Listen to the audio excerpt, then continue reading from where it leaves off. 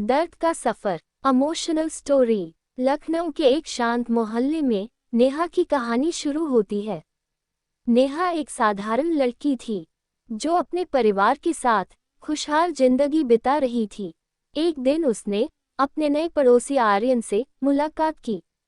आर्यन एक रहस्यमयी लड़का था जो हाल ही में उनके मोहल्ले में आया था। उसकी आंखों में एक अनकहा दर्द छुपा था जिसने नेहा को उसकी ओर खींचा। नेहा और आर्यन के बीच जल्दी ही दोस्ती होने लगी। आर्यन अक्सर नेहा को अपनी किताबों के बारे में बताता और नेहा को उसकी बातों में गहरी रुचि हो गई। धीरे धीरे आर्यन ने नेहा को अपनी जिंदगी की दुख भरी कहानी सुनाई। उसने बताया कि कैसे उसने बचपन में अपने माता पिता को खो दिया था और अब वह अकेला था। आर्यन की कहानी सुनकर नेहा ने उसे अपने परिवार का हिस्सा बना लिया। उसने आर्यन के दर्द को बांटने का फैसला किया। नेहा की माँ भी आर्यन को अपना बेटा मानने लगी और उसके लिए घर में एक खास जगह बना दी।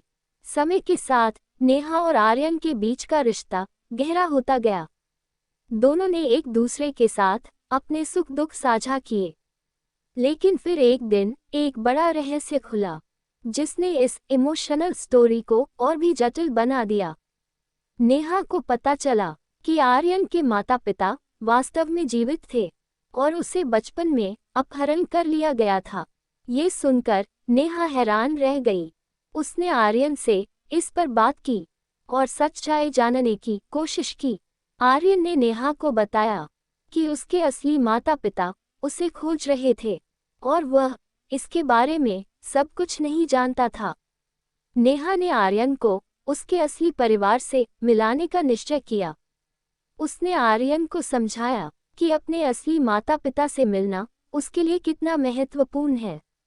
इसमें यह मोड़ नेहा के लिए भी बहुत कठिन था क्योंकि उसने आर्यन को अपने दिल से करीब माना था।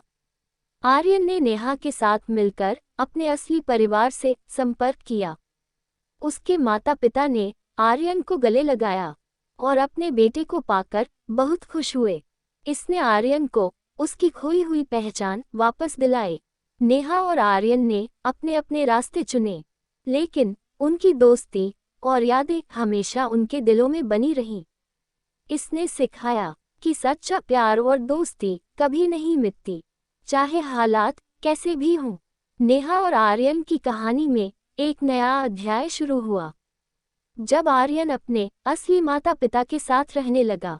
हालांकि उनकी दोस्ती में कोई कमी नहीं आई।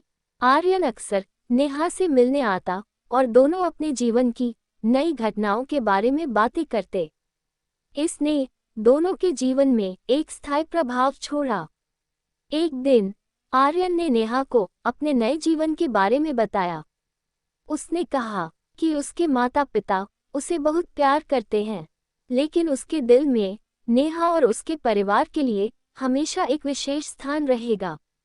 नेहा ने भी आर्यन को अपनी जिंदगी में हो रहे बदलावों के बारे में बताया। उसने अपनी पढ़ाई में बेहतर करने का निर्णय लिया और अपने करियर के लिए नए सपने देखे। इसमें एक और मोड़ तब आया जब नेहा के परिवार को एक नई जगह पर शिफ्ट होना पड़ा। नेहा को ये खबर सुनकर बहुत दुख हुआ क्योंकि उसे आर्यन और अपने बचपन के मोहल्ले को छोड़ना था। उसने आर्यन से इस बारे में बात की और दोनों ने एक दूसरे को हमेशा संपर्क में रहने का वादा किया।